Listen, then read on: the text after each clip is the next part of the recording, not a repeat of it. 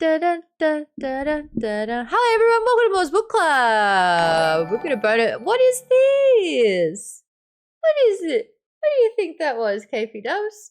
Did you get clumsy with your fingers? This is how he just smiled as like a acknowledgement. Was that it? Just one side up.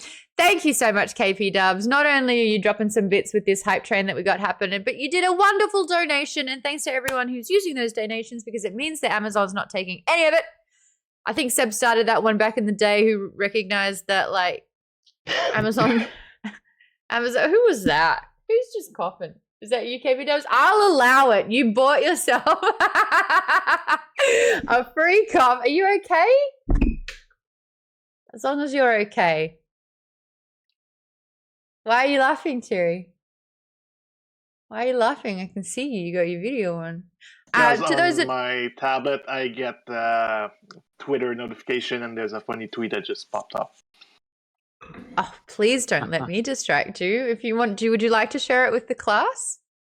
Well, it's your friend with Vitka that says "Happy Stormy Daniels Day."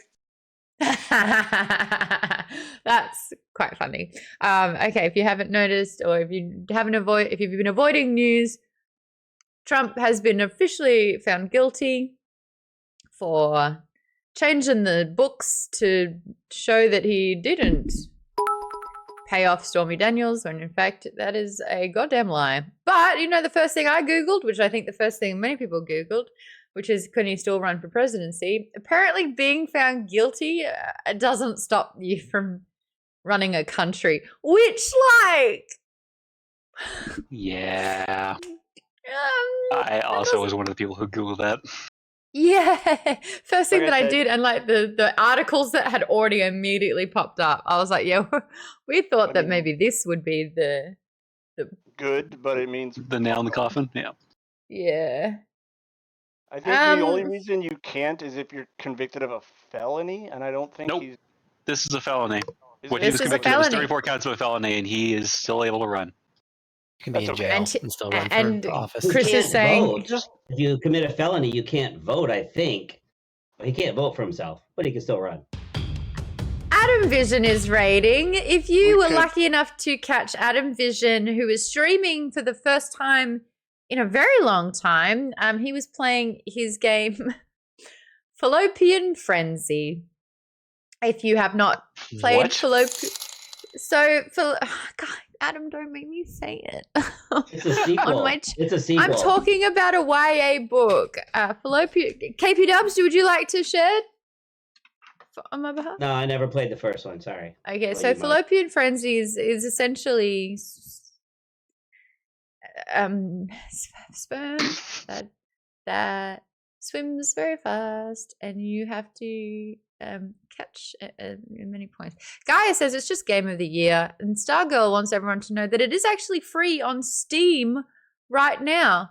So if you passed sexual health in high school and know how to spell fallopian, then you can jump on Steam and get that game for free. Skull Cleaver says it's about the first race of our lives. There you go.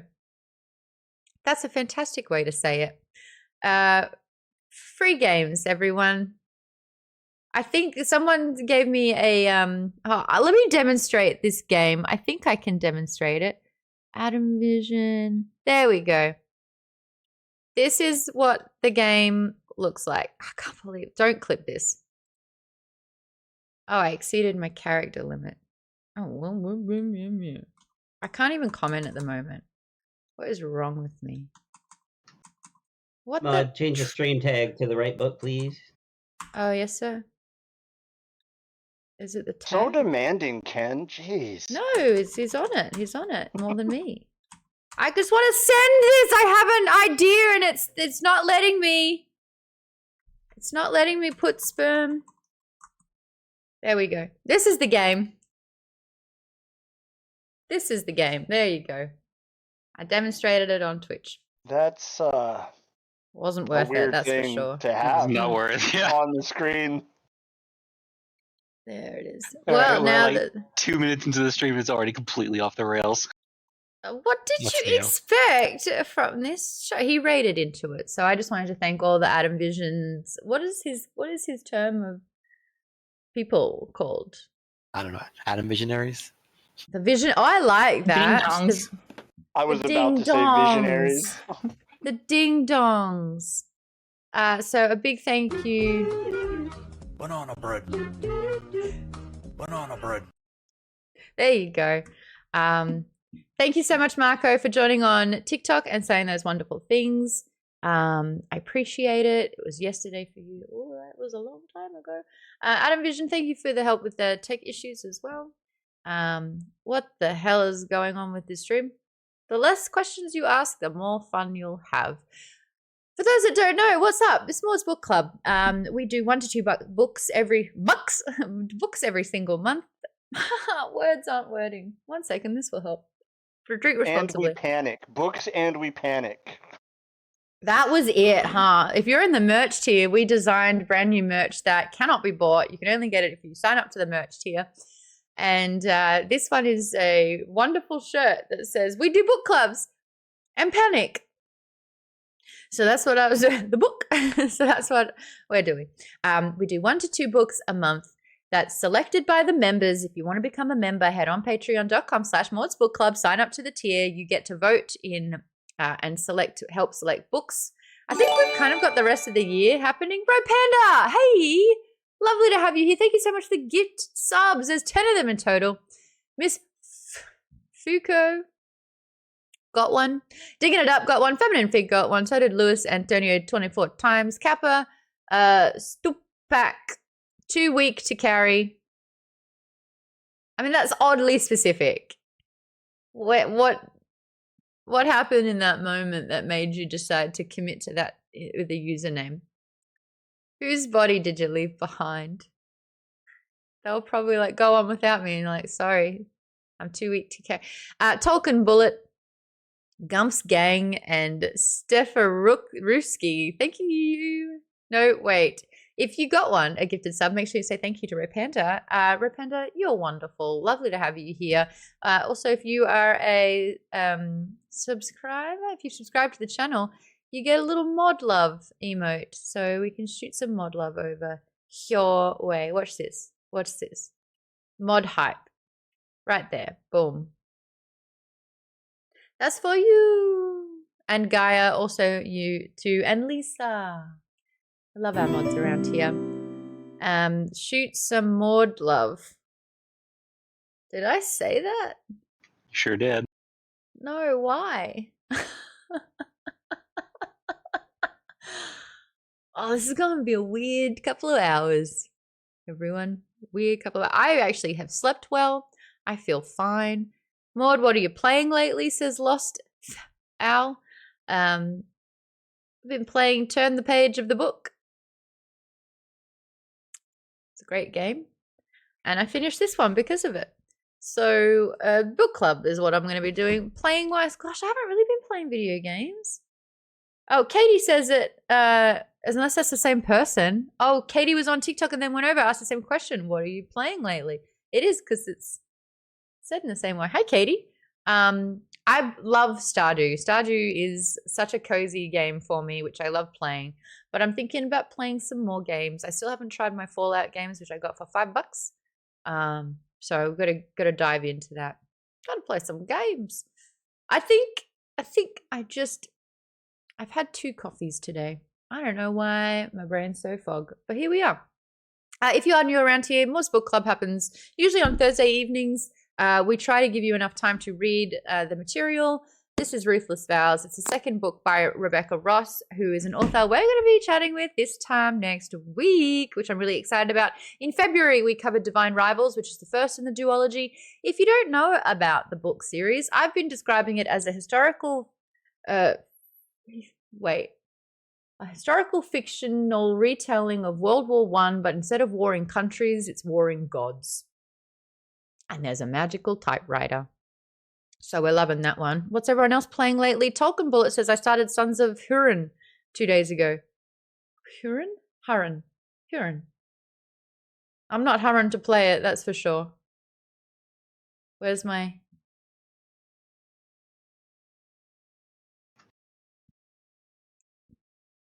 Oh my God. Thank you. I I think felt bad. yeah, there was so much time in between the joke and the boom tish and it was drawn out. I Oh, got real uncomfortable real fast. ooh, real. Ew. KP Dubs like hi or something. Showing up on TikTok. Also, I'm trying to get into book talk, which is why I am live streaming on TikTok also.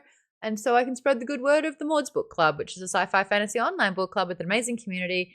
You can support by joining Patreon, by joining the Discord. We've got a giveaway coming up, but maybe I'll tell Members Plus after the show for that one. Vanessa the Porg says, I just realized that the description of the book could also describe the first Wonder Woman movie. I kind of get the same vibe from them in a weird way. But Divine Rivals or Ruthless Vows? Hold on, I had to do something way earlier. I had to change the name, which is so wild because I actually did change it and it didn't work. Done. Lovely. Now it should. There you go. Ruthless Vows. There was a spelling error way early on when we chose this book, which said Ruthless Cows, and so that's our affectionate title that we have for it.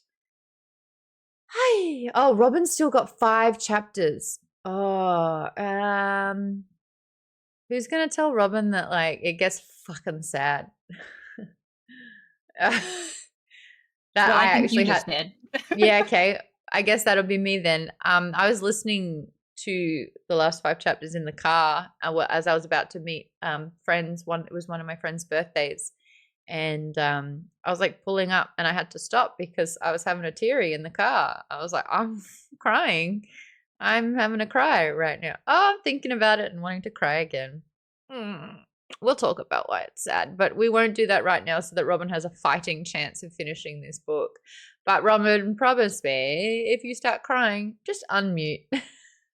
Just so you can hear my sobs. Yeah, I'll be like, oh, it's happening. And we can get like a live unfolding of the sads right here. And you know, it's just nice that it's not coming from me finally, you know? Did everyone else get to finish the book? Tim, I know you didn't read it. Terry, I know you read it like 4 months ago. You did it twice. You reread it. I read it twice. I read this one twice as well. Let's kick it off. What are your scores, everyone? Who wants to start? KP Dubs, I'll go over to you. What'd you give this one? You liked it. Yeah, I thought it was a 5 out of 5. I had a lot of fun reading it, and thought the emotion and the story was good, and I like the writing, very descriptive, very visual. She described the scents, the sounds, everything. So lots of fun reading it. Yeah. Mm-hmm. How would we describe this writing? Is it flourishing? Is it descriptive? Is it immersive? Because I love it. I just love this sort of writing. Flowery. Florally? Oh, flowery. Flower. Like a flowery. Like a little flower? How dare you too soon. Get out of here. Take a walk. Whimsical, says Catsy. I was about to say whimsical. I like whimsical writing quite a lot. Poetic, says Avery, who gave it a 5 out of 5. Vanessa says 4.5. I missed the Roman that we knew from the first book. That's what it was. I gave it a 4.5 too. I couldn't put my finger on it. And you are so right. I miss the sharpness. I miss the banter. I miss like the discovering of each other. I miss the playfulness. She threw in the whole Kitt and caboodle. Threw Kitt in a caboodle, maybe? Yeah, I like that though. It's still got a pun, which means we have to wait 10 seconds until we can acknowledge it. A moment of silence, please. A pun was made.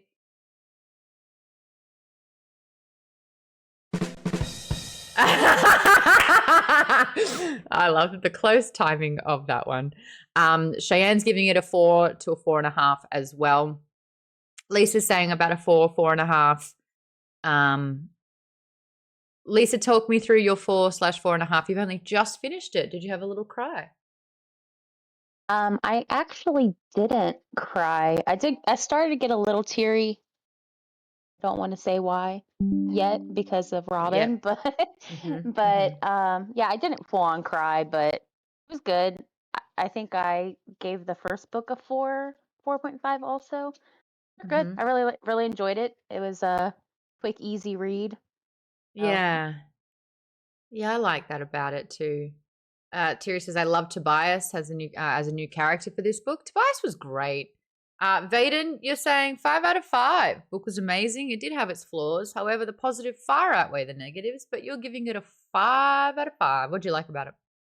Oh, well, like I said, first of all, like the writing itself was very descriptive, very, like I said, flowery, and it's very beautiful writing in general. The characters were really interesting. I think they were well developed in general. I wish Dacre had more depth to him. Like I felt like he was a little too much of a clear villain. Like I wish he did a little more good or something else to make him a little more multidimensional. But he was pretty much just a clear bad guy, like almost all the time. Even the healing was very selfishly used, which was, to be fair, there was a time where I questioned it a little bit, only because Enver was so absent. And I brought this up on Fable, where it's like Dacre's argument is like, hey, I've shown you cruelty as much as I've shown you kindness, but at least I'm there.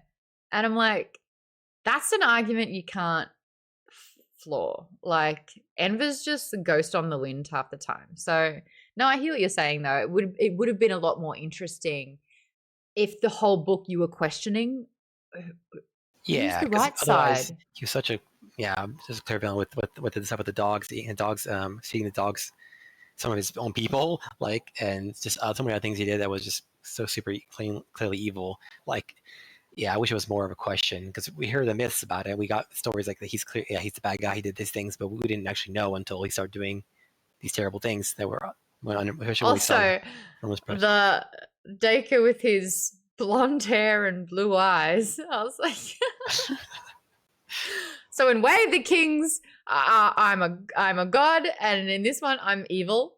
Also a god, but still evil. Like I just think it's so funny. Hey, Way of the Kings are evil too. Light eyes. Yeah. Well, is it though? Well, are they so far though? they're kind of bad. They're pretty much like the brightness people, or light eyes are pretty. They don't seem to have the best morals. Dalinar is like the most moral person in that book. Yeah, like and he's a light eye. But he's like the one exception. And you know, I picture him with dark hair and dark eyes. But no, yeah, light eyes. Does Dalinar have dark hair? Because his son's blonde. I thought that was from Mum. Okay, yeah, great. Okay. Oh, Darren's in the chat. Darren, did you get to read Ruthless Vows? Did you want to read this one? I'm not sure that I've heard from you about it, so all good.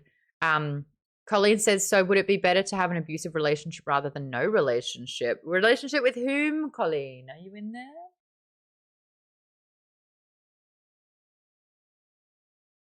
You were just saying that Dacre's argument was, sorry, I'm a little sleep deprived. So Dacre's argument is that that whatever he is, at least he's there. But in an abusive relationship, a lot of times you have someone that can be really sweet and then just beat the crap out of you. Yeah. Either emotionally or physically. And so, it is very much it really better that he's there. Good point. I think it's like when you look at sort of a war front, like even when you go back to the old days where it's like, is the king all the way back as a coward, or is the king on the front line fighting with his people to kind of like harbor morale? But the way that you've spun that's so interesting, because we do every beat of our unfurling of Dacre hits the abusive mark, you know, like no pun intended. That is probably the only time I will never intend that pun at all. But Colleen, you make a really great point. Dacre is someone who purposely mostly heals a person, making sure that they are dependent on his presence to stay whole. And that's messed up. I saw that, Thierry. You thought that Dacre and Enver were like Jareth, the Goblin King, and then Sarah from the Labyrinth, but specifically in the ballroom attire. I'm going to tell you right now, I had the opposite. I had the opposite of that one big time. I actually didn't ever really have a clear picture, and Enver, that's on purpose, but with Dacre, he's quite often described, but then sometimes there's like a solid, handsome form, and then when he's like true feelings surface, he can get sort of translucent skin and like a bit stern in the face. That's a delicate way to say he became pure evil, but there you go. City says, it kind of sounds like pretty shallow that the villain is so unquestionably evil in this day and age. I think that's what Vaden's trying to say. Like, it would have been far more interesting were they complex. And something that I always love about the gods, and I think that Cersei and even like Song of Achilles does a really good job of this, gods are fucked. Like, as a whole, when you are given that amount of power over an eternity and you are supposed to rule over mortals who you then depict are weak and pathetic and have no worth, that distortion of power over that amount of time becomes absolutely messed up, especially since we always identify as the mortal. Because, you know, this might be surprising to some, and I'm not pointing fingers at anyone. We're not gods. We're just regular people. We're just people, and we can die. So this idea of worship, which I think American Gods does a really good job of, which is, you know, God is only good as how much they're being worshipped. But what I would have really loved in this book is this dissection of, there were hundreds of us. It's been whittled down to 5, and only 2 of us are walking at the moment. The rest we're in a slumber. This idea, I really would have loved more of a play on the, if a god kills a god, you consume a power. Because them seeking power makes sense. And I wish there was more of a which side, because there isn't a clear winner. Like, Enver's a coward. Dacre's abusive. You know, every one of these big gods has their flaw. And so the argument is, I would have loved, is like, what do mortals get out of it? Are gods going to try to destroy mortals, or are they going to try and, you know, persuade mortals and like kind of pander to their worship to pick a side? There was a lot of opportunity there, which I don't think we really uncovered as much. And I think the more we talk about this book like this with depth, the more interesting it's going to be. Cheyenne says, honestly, I think the lack of fleshed out lore/gods is probably what's holding it back from a 5 out of 5 for me. It's definitely better in this book than the first, though. The first, it was sprinkled, and now we got to have a few scoops, if I may use an ice cream and dessert analogy for that one. Cheyenne, what did you end up giving it out of 10? Your hair looks spectacular. Oh, thank you. I like, you know, on Goodreads I give it a 4, but I'm thinking like more like a 4.5. I do really enjoy her writing, and I will definitely look into some of her other works. So will I really I. do like her writing style. But I haven't looked into it, but I hope that she has more adult like themes. I feel like she would be really good at, you know, writing something dark even. I wonder if because it's more of a YA book that they didn't want to go too heavy with, or she didn't want to go too heavy with some of these themes. And I think, you know, when you are talking about gods, it's like you can leave it in a time where it is mythology, it is, you know, not as prevalent to sort of where we're at in the society, which has a lot more of like a, what is it called when there's one god that you worship? Monotheism. Thank you. That's the word I'm talking about. And to have like warring gods, like if that's what this premise is all about, what does that look like? I feel like there were a few beats in this book that were anticlimactic, and I couldn't help but feel it in about 2 or 3 certain points where I'm like, oh, this is so great. There's got so much potential. And it's like, it just kind of could have had a lot more to these specific moments, especially with the build-up as well. Tay says, by the way, A River Enchanted by Rebecca Ross is apparently more of an adult book. It's on my TBR. To which Jan says, I am writing that down. Lisa, can we go to Goodreads in the chat? Because that sounds pretty fantastic. Avery said, look, it's a YA book and it's also a romance first. So I saw the added depth as being unnecessary to the story that she was trying to tell. Well said. Now, Avery, as someone who's not soups into romance, you loved this book. What was it about this book that scored it a 5 out of 5 for you? I think it's the fact that it didn't just focus on the romance aspect. Because, yeah, like Iris and Roman's relationship was important, but so was Iris's friendship with Attie and with Marisol and with her brother, or like her relationship with her brother. Like, they were all important to the way the story was going. So I think it was the fact that like romance wasn't placed above everything else. Like, it wasn't like, but it wasn't seen as superior. Like, she needed all of those relationships. Like, all different types of love were needed to win this war, basically. And it was consuming for her, but it wasn't this thirsty sort of romance that we've sort of been accustomed to, which is like, without rhyme or reason, I will just decide to love you in a blinding way. So I did appreciate that about it. It felt young and fresh. Yes, Cheyenne also says, I love a hard romance novel, but I agree that friendship and relationships are so important in a YA novel. She's not blindly choosing this person above all else. There are times where he rescues her and she rescues him. It feels like a partnership instead of a podium. You know what I'm trying to say? What is that called when you put them on a pedestal? Altar. That's the one, pedestal. The other P word. Vane says, I agree with Avery, and it helps a lot that I think I'm allergic to this wine. Oh, God damn it. What is in this wine? That it's probably like a fruit or something. If there's pineapple in it, I'm done. This is my allergic reaction, by the way. God, it was problematic when I was drinking pineapple and vodka when I was 18. Oh. Anyway. Don't mind me. We're all sharing here. It was a gentle romance in a brutal world, says Clever Girl. Oh, someone write that down. That's the quote for this book. It's a gentle romance in a brutal world. I think that is no, I need better than my little singular clap here. We need Colleen. You won. You won with that word. S+. Ugh. Ooh, I like that. And I know you went to say credit, but I like credit. Like it's like that was a frog sound. Phonetically. Credit. Yeah, I like that. Gentle romance in a brutal world. You know what, Colleen? I might have to tell Rebecca Ross that. I'll be like, Colleen said that it was a gentle romance in a brutal world, and see what she says about it. I like it.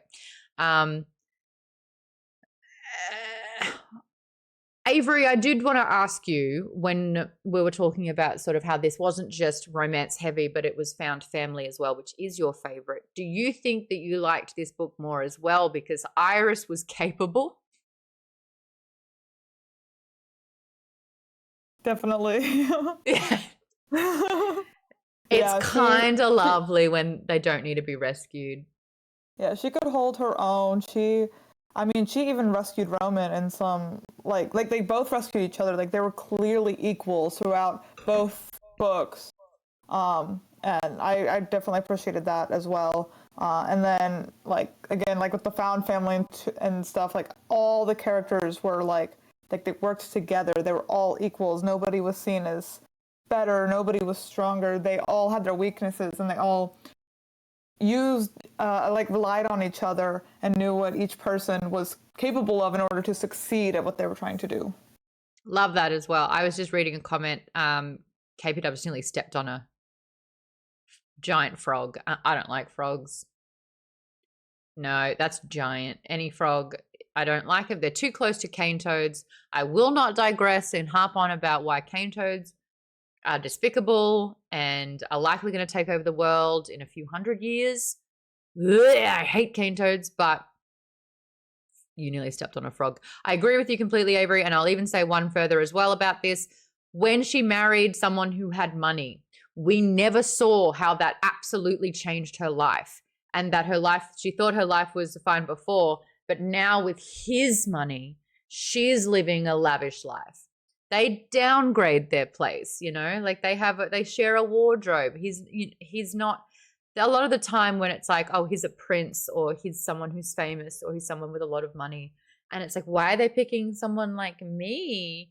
And then they're like uplifted into their life and become so much better. This is an instance in where he does have a lot of money. She, in the first book, felt incredibly inferior about that. And then there are only sort of mild instances where it's like, oh, I didn't realize that she had lots of milk in her tea to sustain her because she wasn't eating during the day. And it's like, my rich brain doesn't compute that poor people might have to do things like that. And he's like, he almost beats himself up a little bit by being like, I was so unaware of what her daily struggles were. But it's never a huge part of this book. It's not, yeah, exactly, Cheyenne. It just further proves that her attraction's genuine. It's another great theme for a YA book.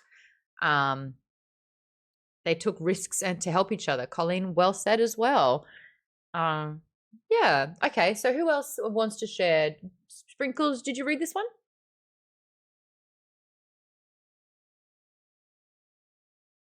No, I did not read the book.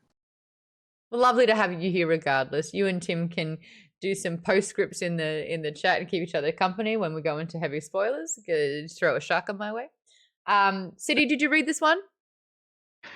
0 out of 5. Too many vows. Not enough cows. Oh my God. Get out. You've been sitting on that this whole time. You're like, 2 more vows and cows. Just waiting for her to call. Not enough steaks in this novel. Stop it. Stop it. I'm trying to get a bovine in there somehow. It's not landing though. Ooh, no, see, the thing that you need to ask Rebecca Ross is that when she names the third book, that she has something that we can turn into some kind of cow pun somehow. Do you think there's going to be a third? I thought this was a complete duology. Oh, I have no clue. I didn't read the book. She writes a lot of duologies. Like she was written like 3 of them. So this is. I like duologies. I think it's like you set it up, finish it out. You know. Okay, good to know. Thank you for being here, just for support. Then, City, appreciate that one. Who hasn't gotten their thoughts across? Katie, are you here? Or are you still? Oh, what was your duology pun earlier? Also, I really smashed my elbow. This was a duology, not a triology. Like do, try. Do or do not. There is no nice. Carriolux, thank you so much for the follow. Welcome to Maude's Book Club. Join the club. We'll throw you a Discord link if you want to get involved and talk books 24/7. Do you book? We haven't booked good in a while. Allow me to do it right now. Is book good? Colin, what did you give this one? What did you think?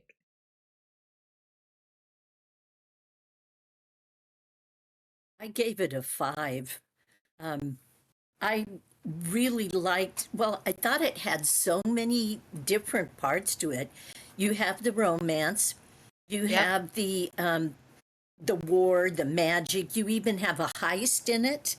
You sure do, a couple. So there were so many different, it was, and the espionage.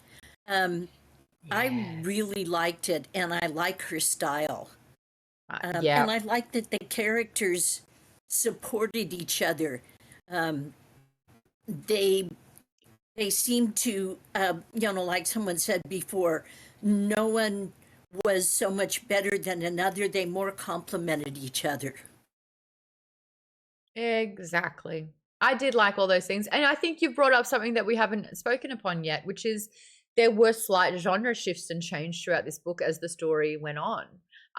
There was a moment in my second read where it was the being in the courtyard for the presentation. That's like this elusive thing where you had to get all dolled up. Like it's very much almost like an espionage trope where everyone's there and someone's informed. You read the letter, you realize there's going to be a bomb, and it's like a crunch of time. But even that had like its beautiful, delicate moments as well. But yeah, that was a lot of fun. It is a fun book. I gave it a 4.5 out of 5. I gave the first book a 6 out of 5. There is something about that first book where I just nom-nommed so hard. I loved it. I just loved it. And I think Vanessa the Porg hit the nail on the head. And just while she's in the chat, I agree with what you said. Vanessa says, I agree. Sometimes a trilogy drags on a bit to fill up 3 books, and it's always the second book that suffers. We always like there is that thing where it's like in a trilogy, that second book, sometimes that first book so well, the second one isn't substantial enough because it's saved for the third book. So well said for that. But as you were saying earlier, forgot. Give me 3 seconds. What do you think she was saying? What were we just talking about? Oh, the Roman, how much we just lost Roman. And Avery, I agree with what you were saying earlier as well. He went through shit. Dude nearly died. Got resurrected by an evil god. Like, of course there's going to be moments. And he's seeing his family slip away. He's like on the wrong side of the war and can't do anything about it. Losing his memory. We are going to get a different version of Roman. It doesn't mean I have to like it. I missed the old Roman big time. I think what really worked for me in that first book was the secret that he was keeping. It was just governing each other. It was her falling in love with his words, but like sternly against the person. There was just something really wonderful with that, which we didn't get in this book. But what we did get in this book was a lot more plot, was a lot more lore, a lot more world building, a lot more sort of time spent with these secondary characters. I do want to have a conversation about those. I just want to make sure we got everyone's input. Robin, I haven't come to you because I wonder if you're still reading. Can we cut to the crying cam, please? Can we get a close-up? Still reading. Crying. Where are you up to? I am on chapter 52. They just aimed and fired.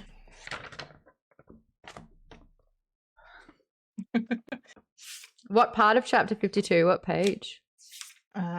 It's an ebook, so mine is $3.95. 52? Yeah. What's the It's like start? It's like the second page in 52. Or yeah.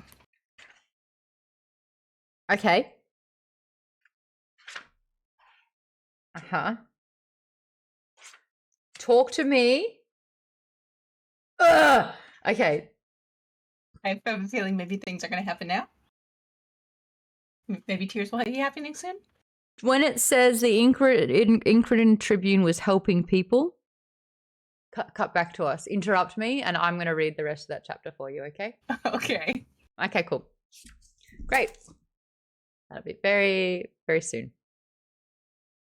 Stormer454 is in the chat. Lovely to have you here. There's comparisons between the Hunger Games here? Hold on. I want to learn more about that. Toast Post says 4 out of 5, book good. It was weird that 2 random reporters became the most. I had that thought too, Toast and Poster. They're 18. They are essentially interns.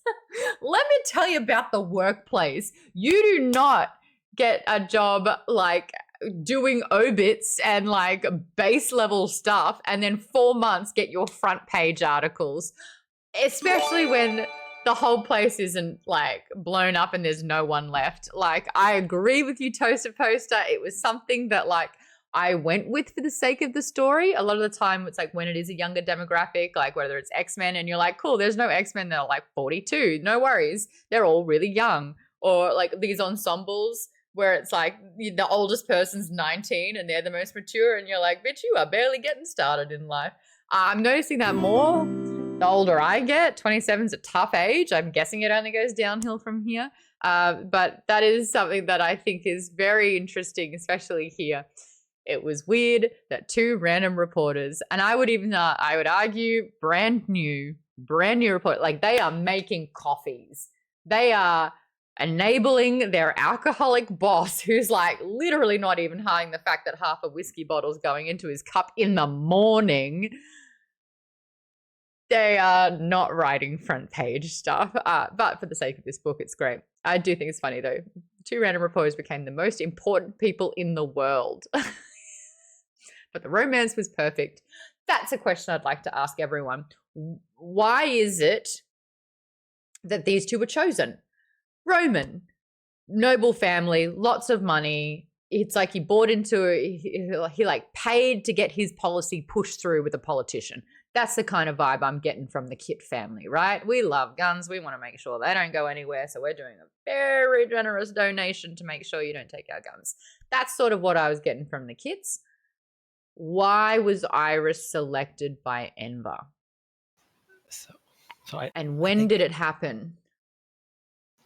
I think it was just related to the Alouettes because that's the only thing I can think of. Because they're really good writers. Okay, that's great, but I'm sure there's also other really good writers that are more experienced in the world.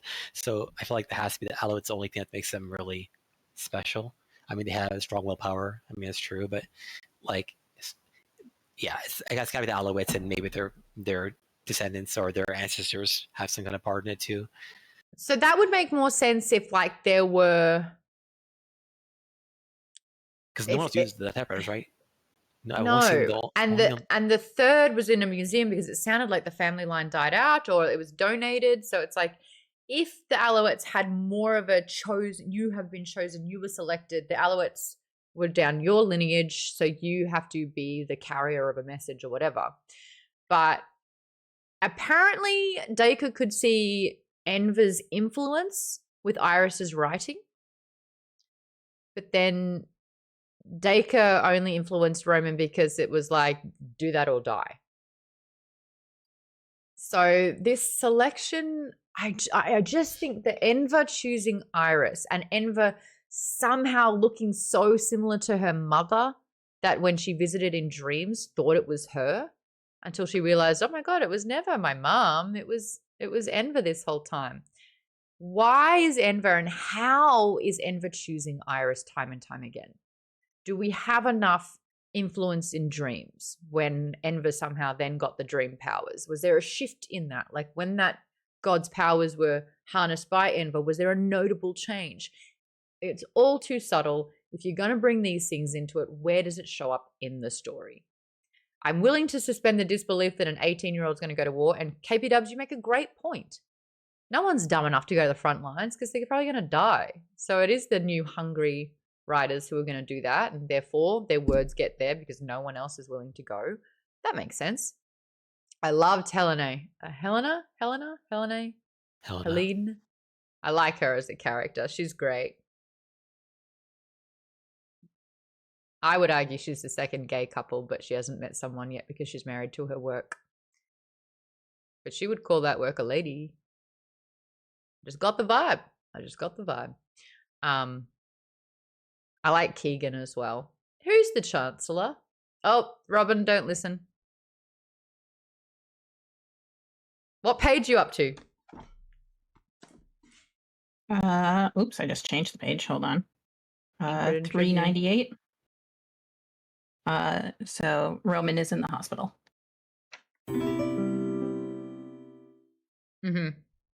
Okay. We'll check in soon. Deafen for a little bit though.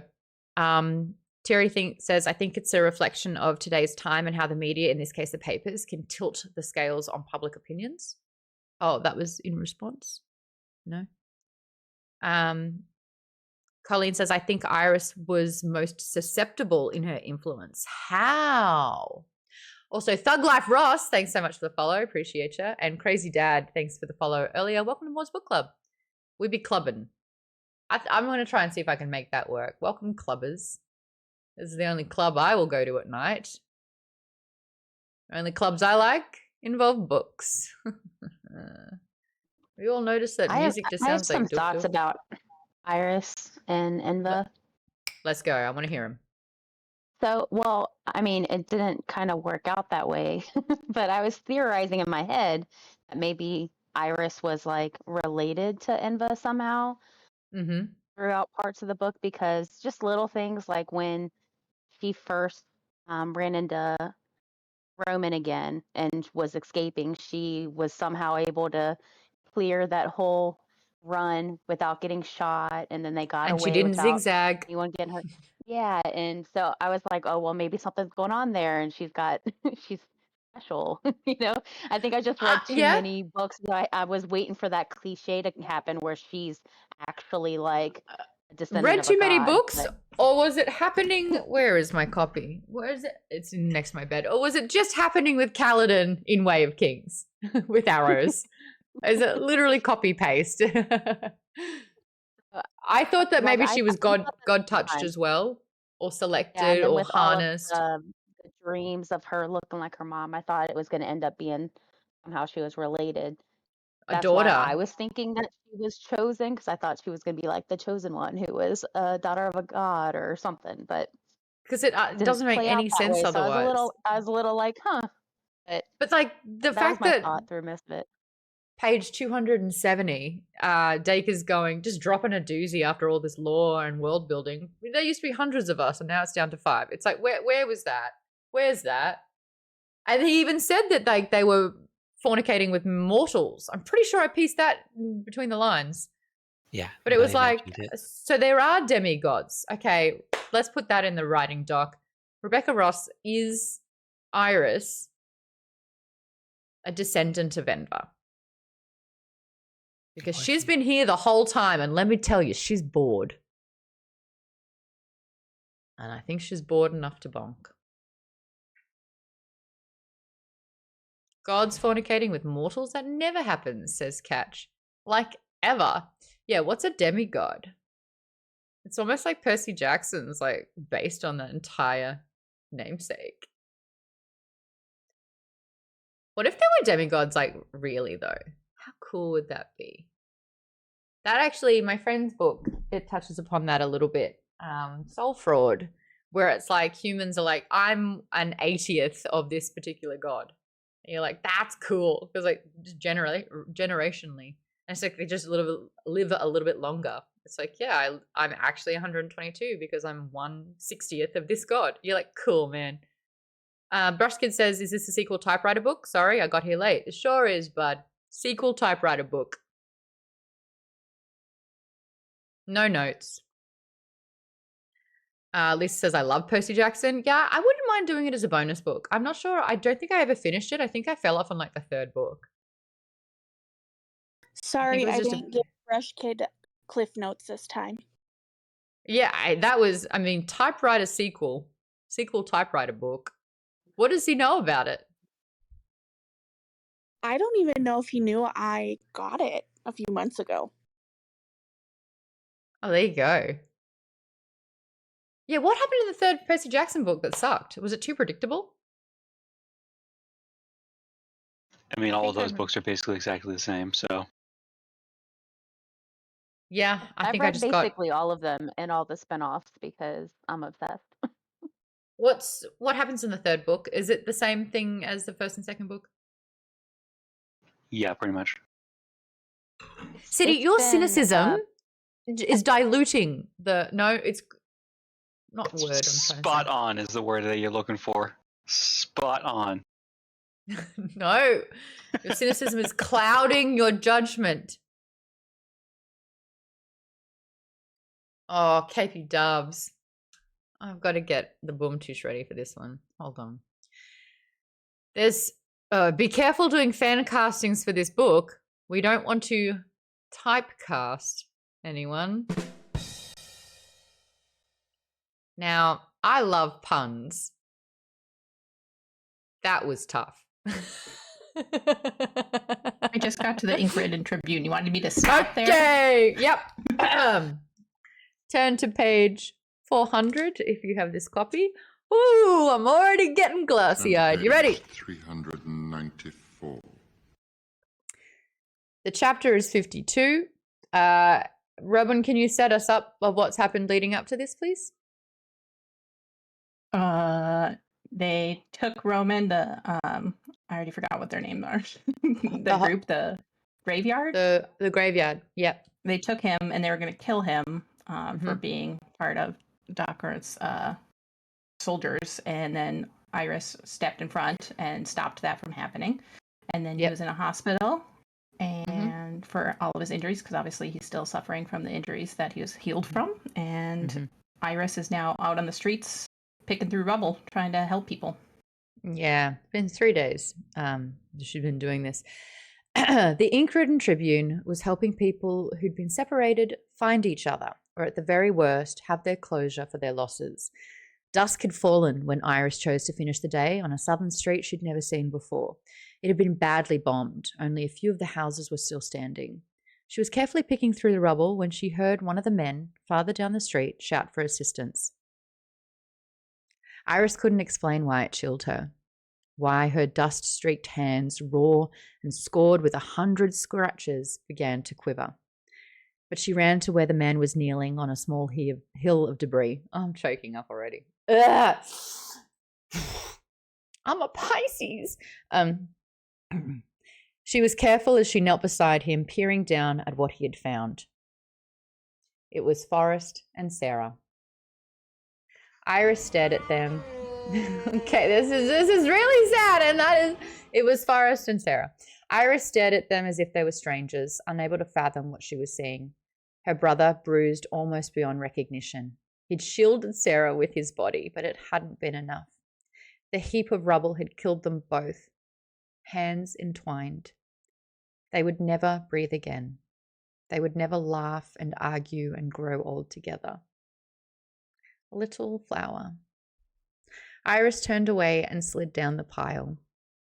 She took 2 steps and then fell to her knees. It felt like she was drowning, like she was swallowing mouthfuls of water and everything was burning. She gasped before she doubled over, holding her hands to her sides because if she didn't, her ribs would splinter. Iris was vaguely aware of the people around her, holding her up, helping her stand. Helena and Attie and Tobias coming into focus, but in her mind she was far away.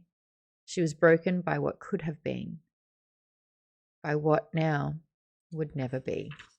All right, continue reading. Robin, we'll get back to you.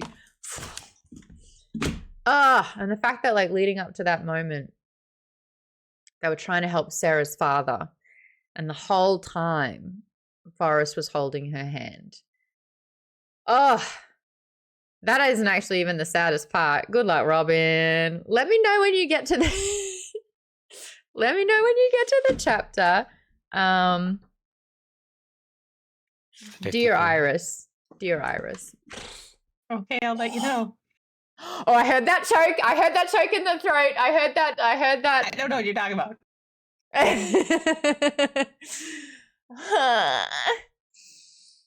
Whew. Colleen says, I'm closer to tears now than the first time. Fucking hell. At least they were together, says Toaster Poster. It was sweet. All right. So Catch-22 says, I don't get it. Let me fill you in. Forrest was missing the entire first book. He was enlisted by Enver with music to fight in the war. And we discover the big twist at the end of the first book, since you're not going to read it, spoilers if you want to, is that Dacre's whole recruitment strategy is to find wounded men, heal them, and then enlist them into his army, kind of as a savior. And Forrest was essentially started fighting for Enver, ended up fighting for Dacre, and was able to regain his memories enough to know that his whole world was Iris and that he wanted to save her. And that came at the cost of Roman, Iris's new husband. And now this second book is talking about how Roman, who has been now recruited by Dacre since he was going to die. The question that I have for this book, though, if you're in the document, you can scroll down and sort of see it. I will highlight it. Do secondary characters get enough time to grow in this book? Forrest was the MacGuffin, in a way, of that first book. Where is he? Where is he? Where is he? Now that he's back, it's kind of like the Roman effect. They've gone through so much. The trauma is rife. The only thing I really discovered about Forrest is that he's got severe depression and immense guilt for having been recruited by Dacre. But then Iris is like, I'm called to the front line, see ya. And he's like, please don't go. Like, yes, Vaden? So yeah, just some, man, on that point specifically, like, I think that they do have time and for all the characters. And I think specifically in the case of Forrest, he doesn't, but it's for a good reason. Like at the end, we find out what happens to him. Part of what makes it such an emotional scene with him dying in the letter at the end is because we didn't get to share his story. He told Iris he was going to tell her everything. Don't listen, Robin. Yeah. So it's that I think that was part of it was necessary for him not to not get that time. Like other people got it and it was great, but he didn't, and that made that scene much stronger as a result, in my opinion. And I think, he was trying to get his life back together. He got a job as a mechanic. But, the fact that he was sitting in darkness most nights because he just couldn't function. And so the relationship that he builds with Sarah Prindle, who worked at the Gazette, who befriended Iris quite immediately, who helps Iris steal the Alouette typewriter from the museum, who's quite a solid person in Iris's life, all things considered, even though Iris and Attie keep leaving. Bless you. That's all I get. I just go, Whoop. We have to have a shaka count. I think we're on 6 at the moment. But I mean, as an Aussie, I'm all about it. So yeah, Forrest is sort of in the background. And I remember the first time when I read this, I only read it twice, I was just kind of like, I wish we got a little bit more from Forrest. He still seems somewhat one-dimensional. He was almost a myth in the first book, and now he's a shadow. And I would have loved to have seen more, but I guess that's the entire point. But the fact that Sarah Prindle shows up to get an update on Iris, and she sees that he's so sad. And I just kind of love that Sarah is just so sweet. I think we all have a Sarah in our life. I just see her as being a little bit petite, a little bit shorter, like somewhat curvy, who's effervescent, who's just like, her default is just sort of like bubbly and chatty. And she's just found someone that's going to listen to her talk. Match made in heaven for her. She's like, oh, I love yapping. And he just lets me talk the whole time. But not only that, he remembers what I'm saying and he's listening. And I finally found someone who's listened. And I think for Forrest, he does not want to share. He does not want to contribute. He does not want to talk. There's a lot of shame and guilt surrounding him. He doesn't want the life that he's currently in. So Sarah Prindle is the best distraction, where she's just talking about sort of idle gossip, and it's almost normal for him. It normalizes him as well. And so that's like a beautiful thing that's uncovered. Now, the first time that Iris comes home and Sarah opens the door, I did feel like a pang of betrayal. I was like, what are you doing here? That's her brother. She's not spent time with him, but you're taking his time now. My second read, I really recognized how beautiful it was. Like when Iris is like, what are you doing here? I'm like, no, it's totally fine. In my head, I'm like, just wait, she'll tell you why. And it's really sweet. So I was very much on board with that. Referring to the comments, and Tay said, I don't think that there was enough growth of Attie and Tobias's relationship. We're going to get into that as well. It's a bit short and insinuated. The first time, that whole relationship was like under the radar so much for me. Colleen says PTSD as well as survivor guilt is what Forrest faced. Absolutely. He's probably shell-shocked a little bit there as well. KP Dubs said yes, and the fact that he was turned against his side until he got his memory back. So there's obviously guilt in there. Even if there was no way to fight the brainwashing, you always think that you should have been stronger. Great point, KP Dubs. Avery says, but see, I think that's the point. War destroys. You either die or you live and you hate yourself for it. Yeah, I think survivor's guilt is a huge thing in that. He also has to recognize he prioritized Iris and Iris alone. And that cost Iris Roman. But he wasn't really aware of Roman. Roman was not the priority for him at all. So then he's now responsible of destroying a part of Iris when he was trying to save her as well. Terry says, I never considered Forrest as a secondary character, not at the same level as Attie and Tobias.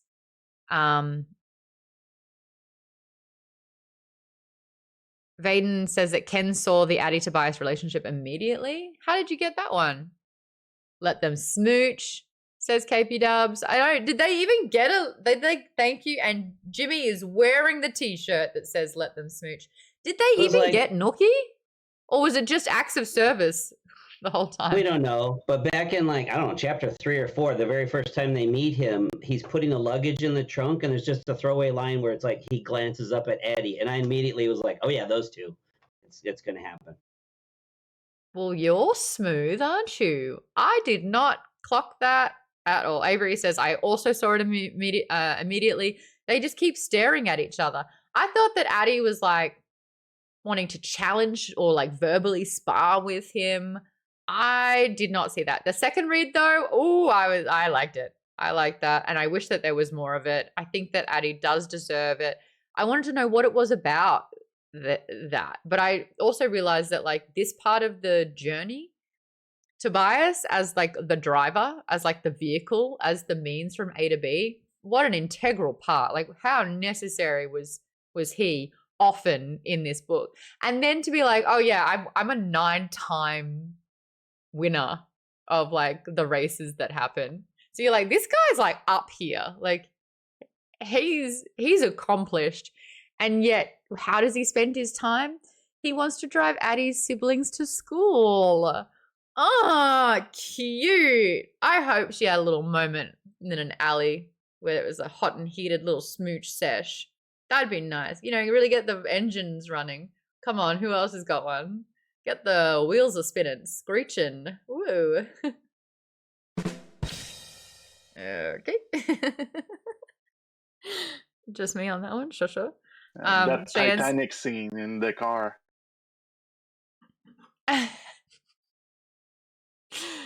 Careless whisper. Nice. Cheyenne says, my husband also clocked the Attie / Tobias ship. I did not. What is, you know what, Cheyenne? We are so used to like, when you see that person, it's like, zhoop, the world stopped.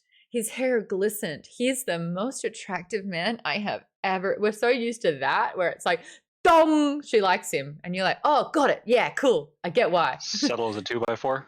There it is. And then this one was subtle. And it is interesting, people who are kind of like looking out for these little moments. Oh, here we go. Burn rubber. Thank you, Toaster Poster. Does that have a meaning? Oh, woo! Maybe slow down if it's burning the rubber. You know what I'm saying? Avery says, and those are the ones that make me roll my eyes. I'd like to apologize for that last joke of mine. That was very funny. Lisa says that KP Dubs in Fable, it was something in chapter 9 that you asked if it was too soon to say let them smooch. Nah, let them smooch. Honestly, this is what I understand. Iris and Roman got married because they thought they were going to die in the war. It's like, you can't even wait for a first date sometimes. You just got to smooch. I will do that. I meant dear Iris. Okay. Woohoo! This is a fun way to do this.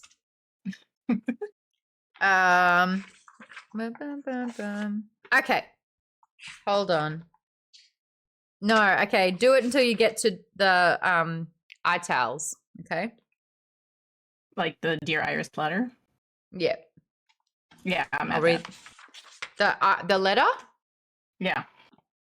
How are you not like choked up? Okay. So I this haven't started it. I just got to Dear Iris in italics and I was like, I'm going to stop. So what's happened is Forrest has passed. They're clearing out the home. Forrest barely has any, it doesn't own anything. Barely got a thing to his name. He does have a leather satchel. She's gone through it. There is a letter in there. And so she picks it up and reads it. And it reads, Dear Iris, I have a confession. Your friend Sarah has been visiting me. Or I've been inviting her to stay for dinner. At first, I thought you'd put her up to it to check on me while you're away, but then I realized she's just as lonely as me. We both miss you, so in a sense, you've brought us together. I have another confession. I went to the doctor like you asked me to. I realize now that I had no need to be afraid of my scars. There was no need for me to be afraid to tell the doctor the true story of what happened to me. I don't know why it fills me with shame, but it still does. I'm hoping it fades in time. Maybe one day I will write it all down. I think I'd like to tell you everything. But for now, I'm content just to share these words with you. I hope you know how proud I am of you. That's the spot. I hope I know how you know how proud I am of you and how I think you are brave returning to the front. I want to tell everyone I pass on the street that you're my sister. That Iris E. Winnow of the Ink-Ridden Tribune is my sister. Come home soon, little flower. I can't wait to see you again. Love, your brother, Forrest. Oh, That's heartbreaking. He's gonna tell her everything. He's gonna share his story. Oh. Avery. Maude's book club. More like Maude's crying club. Oh, God. Clever Girl says, in war, people don't know how much time they have, so relationships can move pretty quickly. And it's like, yep. Evane's like, that's why Iris and Roman got married so fast. Martor says, hey, what's up, mate? Nothing, we're just crying. Just crying a really sad end of this sad book, but it's a beautiful book. And on average, we've given it like a 4.5/5 out of 5. So, Marto. Sorry, Marto. Thank you for correcting me. Oh, Marto Jr. Marto Jr. That makes sense. I struggle with usernames when it's all in one space. We have seen that countless times that I've gotten that wrong. Live. No filter. No edit button. Clipped. Damn it. All right, other questions that I want to ask as well. Let's talk about, Tobias and Attie. So people clocked it, people didn't. Would we have liked to have seen more time for them together? Would we have liked to have seen an Attie point of view? We got a Tobias point of view for like a hot paragraph there. Did it feel enough? What would you have liked?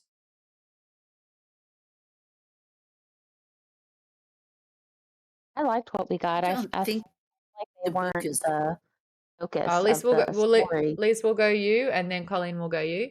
It didn't need to be the focus of the story because it is Iris and Roman's show. Yeah, so like I liked their little side story bit. It's kind of there, but not taking over the plot. I liked it. I think it was a good amount of their whatever romance on the side. And yet, you're right. It wasn't like hitting us over the face. It wasn't like, well, I got a man now, so good luck. It was really nicely done. Yeah.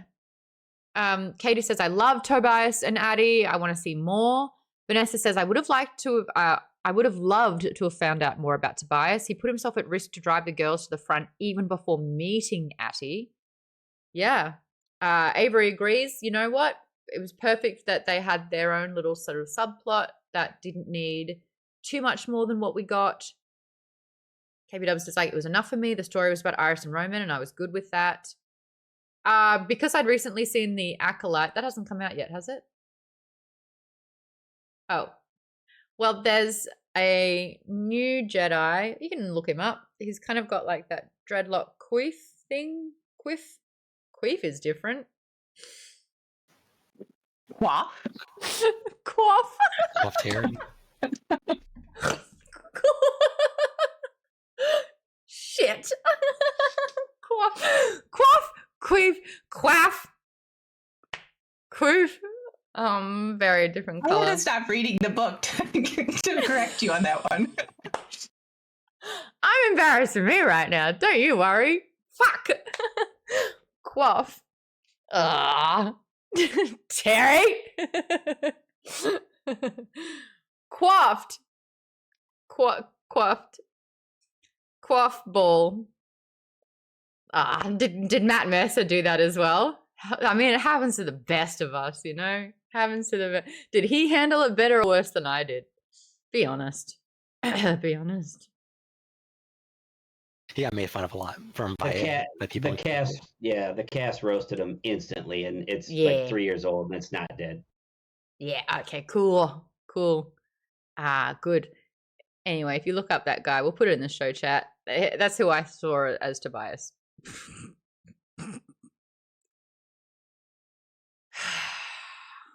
It's the last time I described hair. Good. Okay, next questions. Which book did you prefer? Did you prefer Divine Rivals or Ruthless Vows? Oh, Cheyenne says 2. Everyone else, what do you think? Cherry, I'm going to stop you. You're getting too many of these jokes and puns with that. All right. Do we do a poll? Avery says Ruthless Vows. KPW says Vows. Vanessa says Divine Rivals. I say Divine Rivals. Sprinkle says Divine Rivals because you didn't read the second one. Katie says Divine Rivals. Robin says Divine Rivals. Tay says, I think I prefer Divine Rivals only because without it, we don't have Ruthless Vows. There you go. No, we are. Oh, good. We blocked that term. Good. Good one, Lise. Otherwise, that's opening up a whole bag of whoop-ass. Tate says Divine Rivals. KPW's like, I really like them both. Baden says Divine Rivals. Terry says Ruthless Vows was my fave because there were more gods. Lisa says probably Divine Rivals. Oh, that's kind of evenly split. With a few more over on Divine. Look, they're quite different books. I love these characters, though. I love these characters. I think the more Roman was like gaunt and wasting and, like this thing was killing him. That was really hard to witness. Yeah. Okay, next question. Which character had the best progression and arc?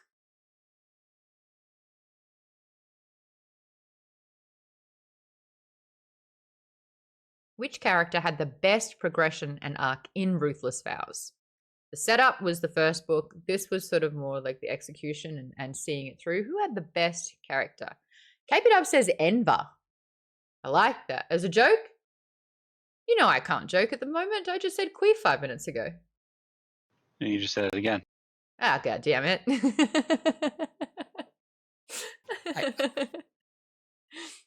I guess I would say like probably Roman, because Roman's like starts out in this book being brainwashed. Essentially, he has no memories or anything. He gains his memories back pretty quickly, but he's still very susceptible to Dacre. Dacre's oratory skills and god-like presence intimidates him, and he keeps him cowed essentially for most of the book, and then eventually fights back essentially and stands up to him and tells him that he betrays him. He's gonna betray her for Iris. Anytime he wouldn't, he always betray her for Iris because he loves her, and he also stands up to his father too. Really stands up to his father. He stands up to Dacre. He even stands up to Shane in a way where it's like right at the end, Shane's like, "We've got to go now," and he's like, "No, there's a man who's got the same symptoms as me. I wouldn't want to be left, so I'm not going to leave him." And Shane's like, "Cool." Yeah, and Shane leaves. That makes sense. She literally ditches them. But yeah, I kind of want to. I want to talk about Shane. For everyone who got the Tobias and Attie read come chapter 3, did you get the Shane thing? I figured out the Shane thing, and I mentioned it in Fable, where he's like, by the way, if you say that you are feeling symptoms, he's going to brainwash you again. So, like, just a heads up, maybe don't say that you're hurting.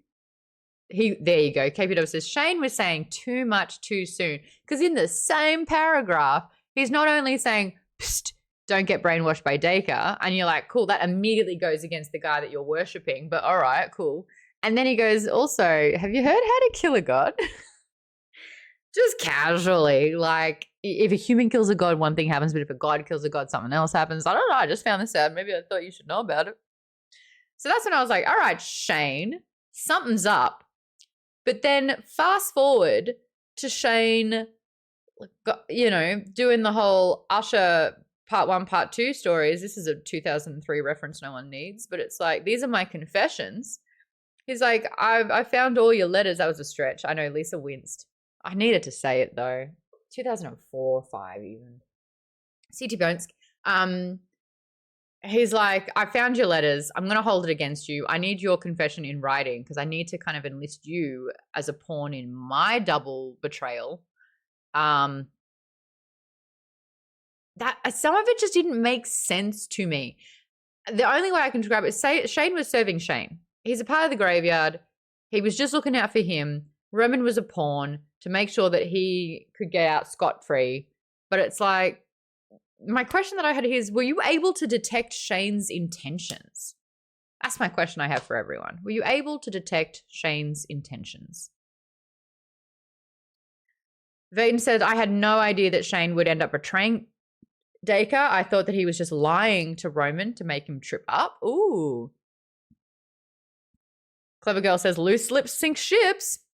Avery says, I figured he was a spy of some sort, but I didn't necessarily clock that he was graveyard. Lisa says, Oh, thanks. I'm going to be singing These Are My Confessions in my head all night. Just when I thought I could say. Anyway, he basically said, Usher was basically saying he knocked up his side chick. But don't worry, he put it in a song, so you have to forgive him. That's shit, dude. Anyway. G-rated. Thank you so much for the follow. Welcome to Maude's Book Club. We're clubbing. I'm testing it out. I'm trying a few things. I'm not sure how I feel about it. We're clubbing with books. Cheyenne said, I just kind of assumed he was a mole. I thought the same thing. Occult Stools in the house. Hey, did you read this one? If so, what'd you give it out of 5? Sherry says, when he didn't tell on Roman the first time, I knew that he was a double agent, but not for the graveyards. I feel like the graveyards made more sense than anything else. Occult said, yeah, I read it. 4.5 out of 5. Ooh, love it. Next question. What was the standout part of this book? This club is booked. I like it. That's good. I know you've been workshopping this whole time. You'd be like, no, that's not it. Oh, what is it? Yeah, this club be booked. We are booked out around here. Names on the list for the book. Okay. It gets worse the more I try. Avery says, the palpable anxious energy in the bombing scene. Oh, talk me through that, Avery.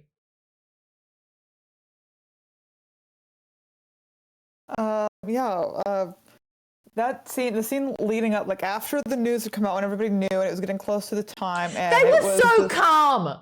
Why were they so calm?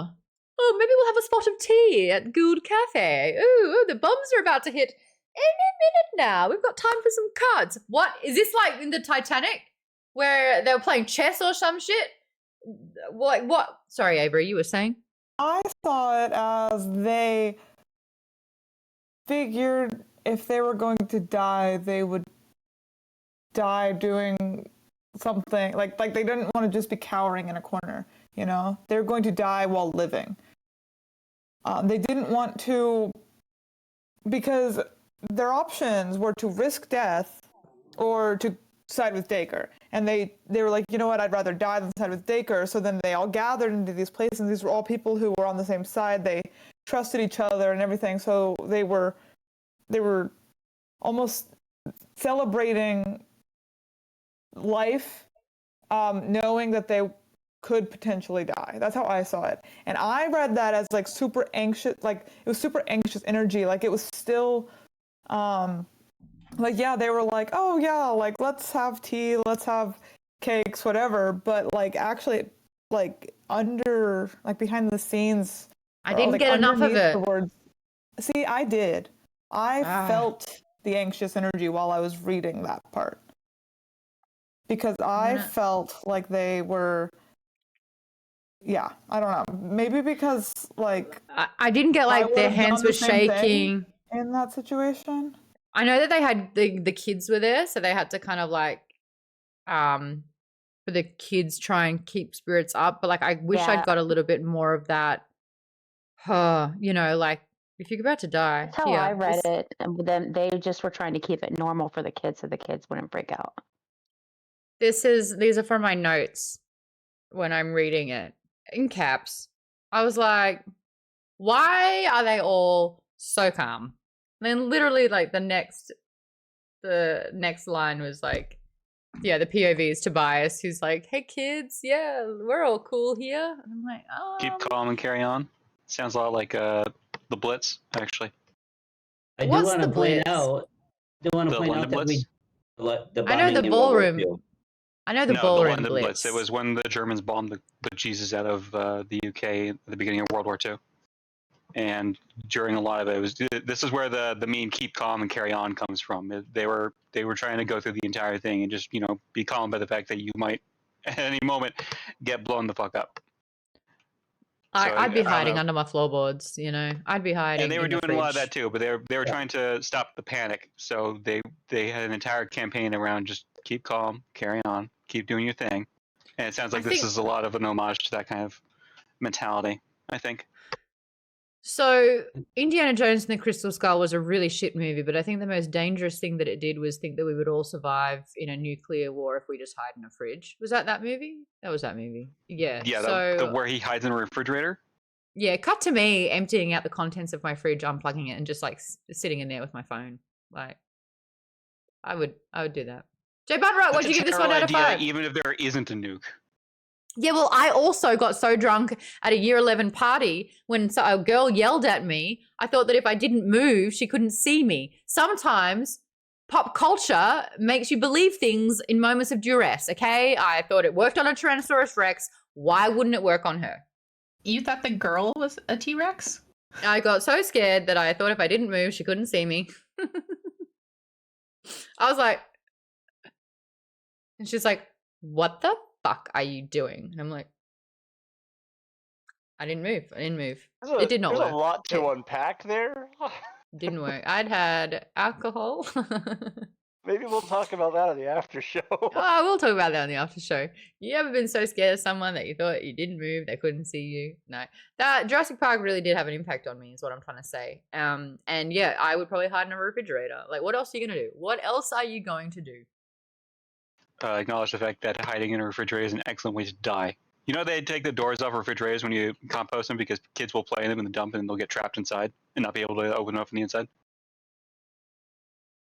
That's adding to my argument more somehow. No. It's okay. Let's have the most morbid conversation. We got a 5-minute warning. It. 5-minute warning. Bombs are dropping. Someone accidentally fired a nuke. Someone told me this, that realistically, if someone fires a nuke, do you know how long it takes for the world to kind of be blown up? An hour and 26 minutes or something? Yeah, you got an hour and 26 minutes. Yeah, because when one nuclear bomb goes off, someone else is going to counterfire, and then everyone else counterfires, and then not Australia. Apparently, Australia is not going to get hit. Apparently, Australia, New Zealand doesn't have nukes. Yeah, they're too irrelevant. I mean, exactly. Australia that's not true. Doesn't have nukes. We don't need to fight that fight, right? And so that's why Mad Max is a thing, because someone fired a nuke in an hour and a half. There was a nuclear wasteland. Australia didn't technically get bombed, so that's why it's Mad Max. Yeah. All right, we got 5 minutes. Someone fired a nuke accidentally. We got an hour and 26 minutes before this world's done. What do you do? I'm not going to blame anyone. This is a hypothetical. Someone was like, practice. I hit it accidentally. They did have that thing in Hawaii a few years ago. There is a school of thought that you're actually better off not warning the public that something like that is going to happen, because the panic that's going to ensue is going to actually cause casualties to go up. So let's say we know. Let's say we know. What would you do? What would you do? Know that I'm going to die in 5 minutes, no matter what. Yeah, bomb's going to go off in 5 minutes. What do you do? Maybe hiding in a fridge doesn't look so bad.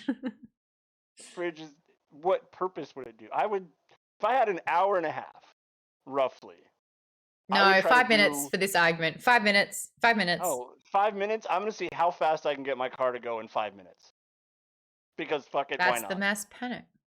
Well, you're not going to get very fast. He's going to try and break the law, is what he's saying. He's me seeking one final adrenaline rush of going 130 miles an hour in a car. Or find that girl that you've always had a crush on and like go smooch her, right? Right as it's about to happen. Like just that's do why one of those things that you never gonna 5 minutes? That's a long shot.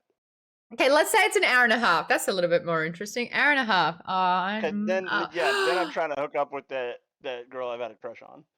Yeah, so I just placed myself in that scenario, and I would go to that person, and he would go straight to his family. And I'm like, oh, that's right, I don't have family here. So it's just Zell and I yet again. I live too close to DC that there's no way that I have an hour and a half. No, you got 4 minutes. So I live very close to a potential target, so it's probably not a thing. Well, there you go. Maybe sitting at a cafe table playing some cards makes a little bit more sense to me now. Thank you for partaking in this social experiment that makes me feel like our days are numbered. Head to the beach, have a few drinks like in Rogue One. Yeah, I like it. Based on some of the first nuclear tests where they blew up a bunch of islands in the Pacific and they put a bunch of ships around it, the ships came out surprisingly well. I've got a museum ship about 4 minutes from my house. I would try to go hide inside of it. That's cool. That's a good zombie apocalypse kind of thing as well for some reason, I feel. Stop giving away my zombie apocalypse plan, Maude. K Frito Maude. says, would you have one last stream? Hi, Maude Garrett here. Welcome to the We're all gonna day. die. The end of the world. It's your gal Maude here. With my dog It's Zelda. just Maude singing "It's the End of the World as We Know It" by REM. I would gift like 500 Twitch subscriptions during that stream. I would give 501 Oh, good lord, that's dark. Anyway, we got that out of the world. Out of the way. Right. Next question. Was the ending anticlimactic? Well, no. 5 out of 5. We all died really fast. No. Was the ending? Yeah. Lisa thinks that the ending was slightly anticlimactic. I do too. I think Godric Gryffindor's sword made a cameo. It was super convenient. I think it ended quite quickly. I think there were some Okay, so I said earlier that there are about 3 anticlimactic moments in this book where there was setup, and I just don't think the payoff was enough, and it could have been more. The first one was Roman getting his memories back the first time.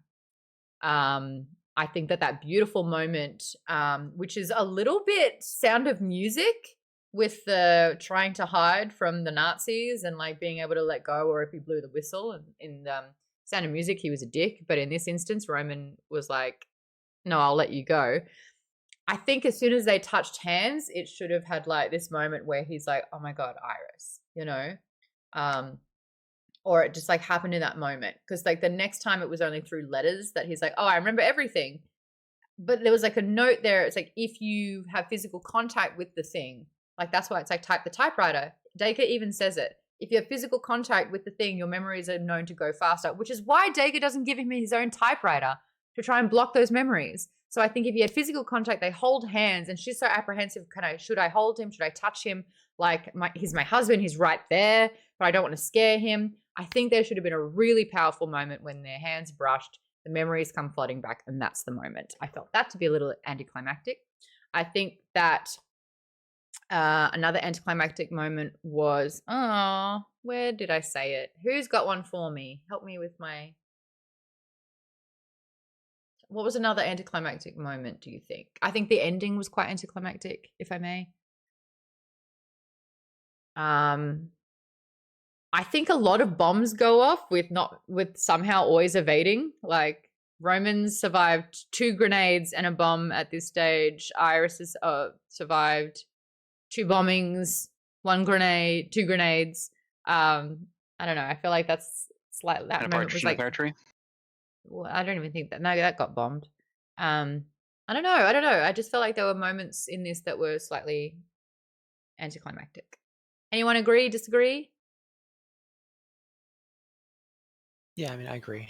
Like, I think the fight then with against Dacre wasn't anywhere as good as it could have been. Like I felt like I have all these powers and like sleep, really use chop. It. Yeah, Yeah. like I feel like it's really utilized very much. It's just like, here, you have some extra abilities now. They're kind of useful, but like I don't know. I felt like there should have been far more to that than just here's a magic sword, go use it against them. It was like, okay. I agree. I think like putting him in a slumber is really great. Like I liked that. There was a moment where even Roman, I think, is saying, "Wait a second, Enver's recruiting you to kill Dacre, and she's not doing it." That's why I was kind of a little bit red flaggy. I'm like, hey, is Enver like not the good person we've thought she is? Like she's making Iris get her hands dirty and do all this sort of stuff. Even Iris is like, "Oh my God, I just killed Val. Like blood's on my hands. I killed someone. Like that comes at a cost." And then she's like, "Oh, squink." And everyone's like, "Yay, you totes spearheaded him. Love you for it." I'm going to read some of the comments here. We got KPW saying, "I commented in Fable that the memory coming back happened way earlier than he thought it would." Cheyenne saying, "I was okay with how Roman got his memories back because I felt more of like a subconscious trying to tell him, she's important, but why? And this wasn't a fated mates type novel." Maybe not. Yeah. Robin says, "I thought that Dacre still had Roman's typewriter, even though he said destroy it, and was getting all the letters between Roman and Iris." Oh, the third Alouette actually having like that point and purpose. Terry says how easy it was to kill Dacre was a little bit anticlimactic. Avery said it would be a terrible romance novel if they killed off one of the leads. True. Colleen said she was afraid that she'd give away a relationship if their hands touched. Oh, yeah, I got that. I just like when they did, it would be like, oh, wait, it's all come back to me in this moment. Keep It Up says Enver made a vow to Dacre. It was ruthless, but a vow nonetheless. And for her, it was binding. She could not kill him. Yes, but like Iris, I don't know. Like, I don't know. She recruited Forrest. Yes, Lisa. And that was another part of my head thinking that she was somehow a descendant of Enva, because they talked about how when Enva killed the other gods, it weakened her powers. Mm-hmm. And so like when Iris killed Val and then killed Dacre, both times they said something about her having like a bruise on her heart or her soul or something. And I was like, well, is that kind of hinting at that she's weakening because she did that? And there's just little things. That's part of why I was feeling let down at the end of the book, because I thought something was building up for that, and then it ended up not being a thing. Yeah. Vanessa says, I thought that the museum burglary was a little anticlimactic. Yeah, it was very convenient. Also, I don't know if you've done the hang test, but if you like hang on something, you can't. Iris has no upper body strength. She has not done a push-up. To hang like that is really difficult. Okay, so the next question. In the first book, it was Roman who knew Iris's identity when they were pen pals, and she did not know his. This time round, Roman has forgotten Iris, and it's up to her to reach him. Which of these iterations did you prefer? Me, first. I like a little rap on the knuckles instead of, oh my god, my boyfriend's got amnesia because of a god, you know?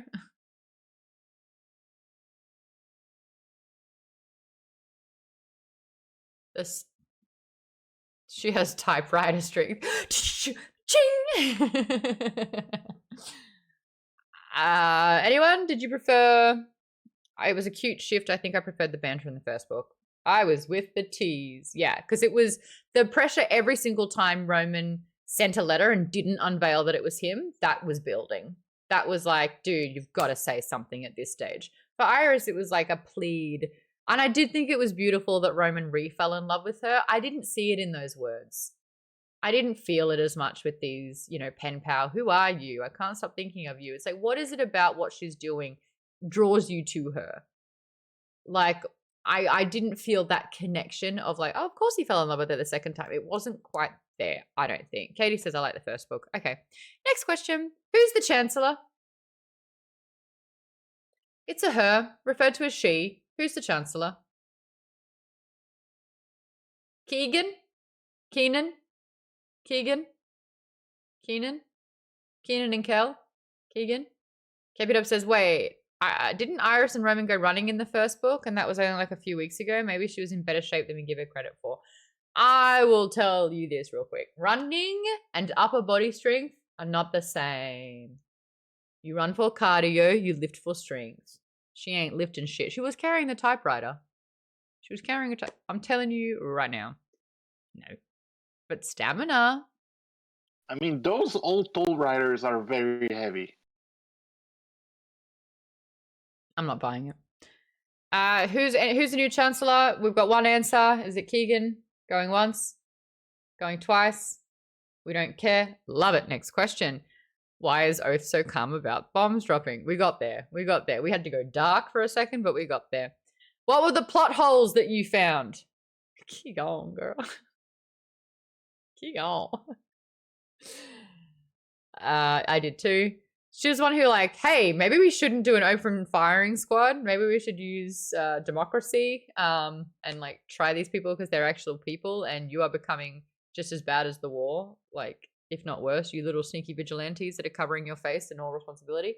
Yes, Phaedon.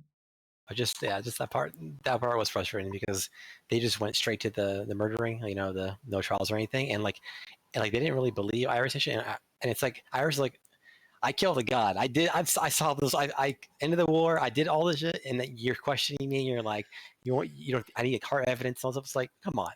She did all I this also stuff feel like it was shoehorned right at the end. I wish there was more time for like understanding the graveyard. They've been simmering. They've been taking over. They've been like, now that the Chancellor died, it's like, how did they come into complete power? We didn't really see the assimilation of Shane and his part, or how are there many plants, or, you know, maybe there were plants in Enver's army. We didn't know. Like, they brought it in and we didn't really get it fleshed out as much. Any plot holes? I feel like it was like, oh yeah, go. It's just Enva couldn't leave the city of Oath, it says, so how did she kill the other gods? I got the impression that the Oath had to do with, like, once you've killed the gods, you can never leave Oath. She went and killed the 3. She couldn't kill Dacre, so she put him to sleep, and then she was stuck in Oath. And then at the end, she still couldn't. The Oath had to do with passing the city boundary, so she could go in the tunnels and leave the town that way. She just couldn't walk out of the town. I think at the end, though, she says, I thought she couldn't leave because of her deal with the old king. She still couldn't leave Oath through the city. She couldn't pass the city gates or something like that. That was the literal wording. She could leave through the... Yeah, I think it was even like she found newfound freedom through the tunnels. She was like offered that freedom. But yeah, there's like... It's murky water for sure.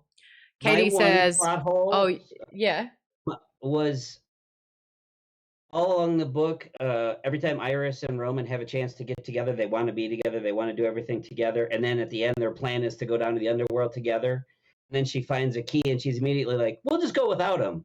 And he's locked in a dungeon.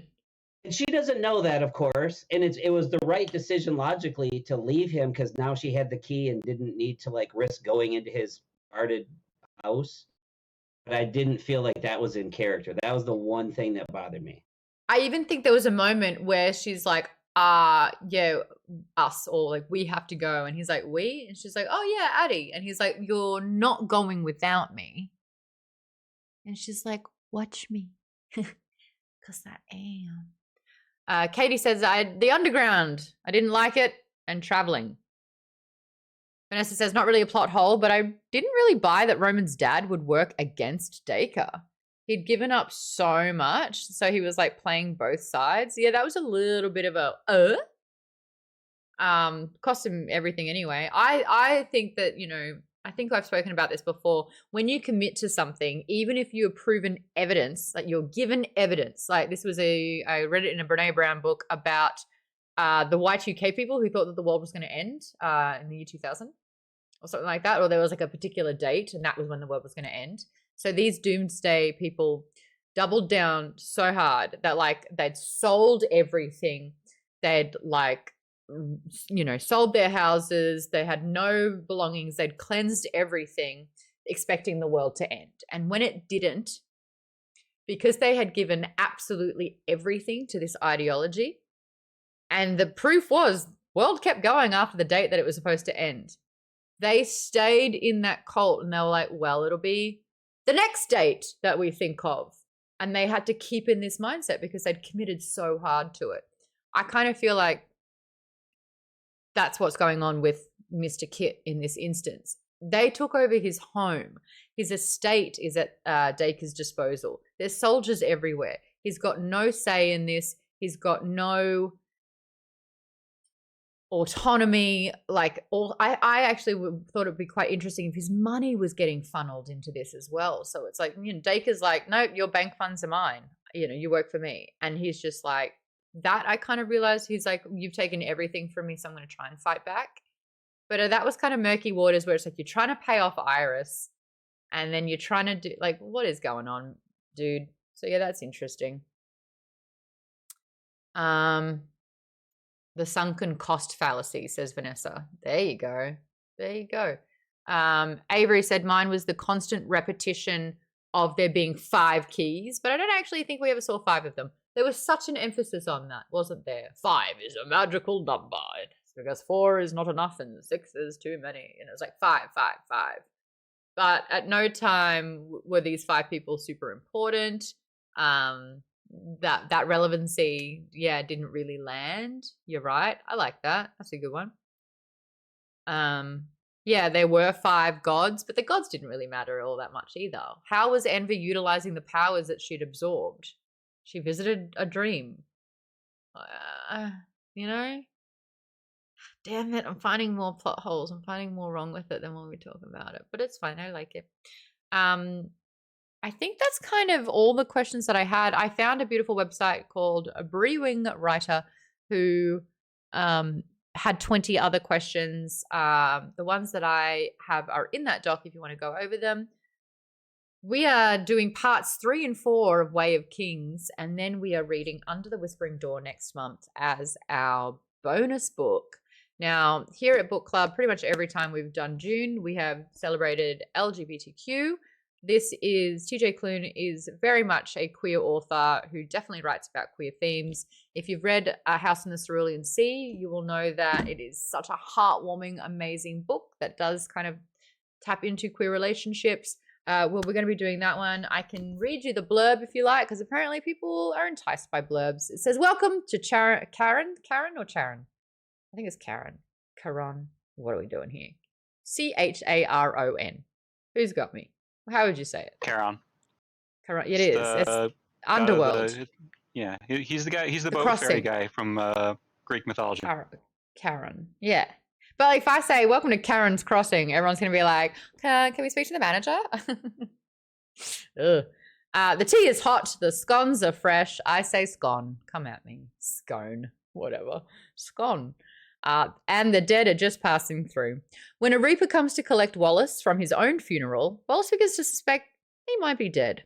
And when Hugo, the owner of a peculiar tea shop, promises to help him cross over, Wallace decides, oh yeah, he's definitely dead. But even in death, he's not ready to abandon the life that he barely lived. So when Wallace is given 1 week to cross over, he sets about living a lifetime in 7 days. We were just talking about this, but it was 90 minutes. Dude's got 7 days. Hilarious, haunting, and kind, Under the Whispering Door is an uplifting story about a life spent at the office and a death spent building a home. Cute. So we're going to be doing that one. What would you do in 7 days?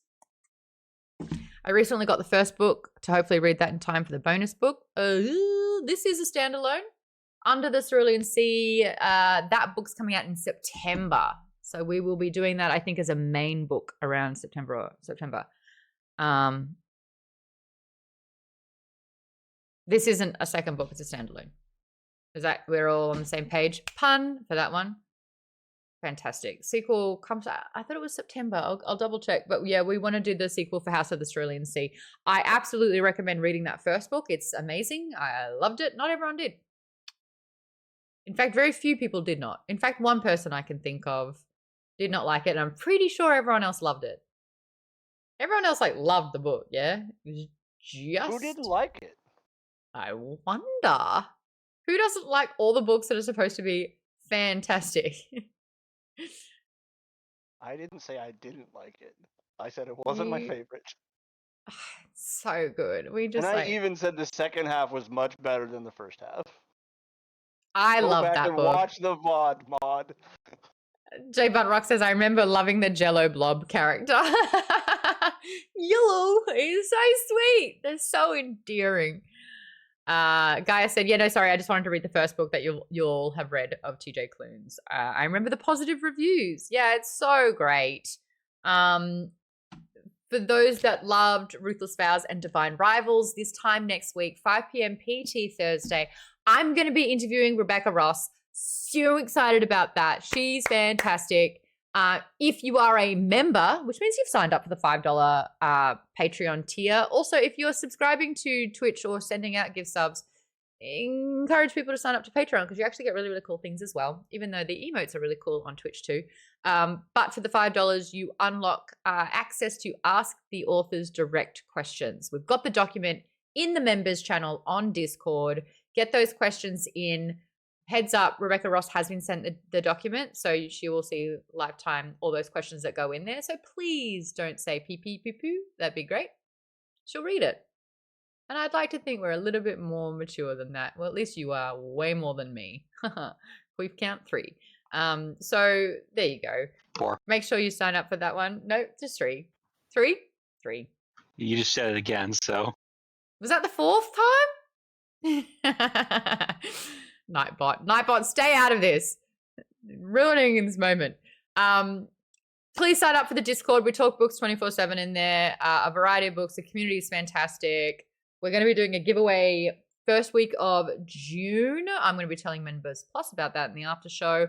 I'm going to be back on. Am I doing one this weekend? I hadn't planned on it. Maybe I can. Where's Zelda? She is asleep. I took her for a 2-hour hike today. She got little legs. June the month, June the book. How can you not hear the difference when I say that?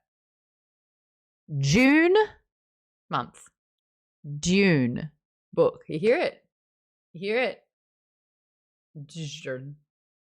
That's like 65,340 steps for her. It sure is. She handled it like a champ. She was really good. All right, so they're your books. I'm going to hang out with the Members Plus. If you want to get in on that, they're great peeps. I see pretty faces in there. Join up on Patreon for that as well. Until then, good night. Let's have a little raid ski. Who we got tonight? Do we want Bailey Invested Predator? Sigils. I was talking about Sigil's book tonight. JCM is on, but you yeah, rated I did him that last I time. think. I did that last time. Andrew Gulliver has written a book called Soul Fraud. It is the deck collector novel series. This is a really interesting premise where it's like someone working for the devil had to like buy souls, and he contacted the protagonist. He's like, hey, I can give you anything you want, anything you've dreamed of. What do you want in this life? I can sort it all out for you, and then some. It's just going to cost your soul. And the guy's like, nah, I'm good. There's absolutely no way I'm going to take that bargain. So not like Attie LaRue, Attie, who's like, sounds great. This guy's like, absolutely fucking not. And so the guy's like, cool, I'm just going to forge your signature. I've got a quota to hit. Good luck with that. And so now he's spending these books trying to get his soul back because it was a fraudulent activity, hence soul fraud. The books are really fun. They're available in audio as well. So we're going to raid. His name is Sigils, but it is Andrew Givler. Andrew Givler. If you tuned in last year to the Alienware game show, he was a contestant on that. He's really, really lovely. That was 2 years ago. Say hi. Say hi. Say Maude told us all about your book. It sounds really interesting. It's kind of like if you like Dresden Files. So it's got that sort of Terry sat up so fast.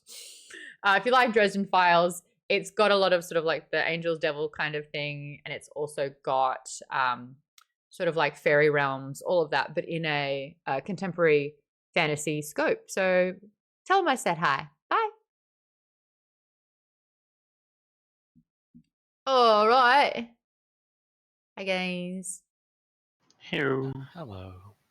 Oh. Did you like this? What's up? Hi.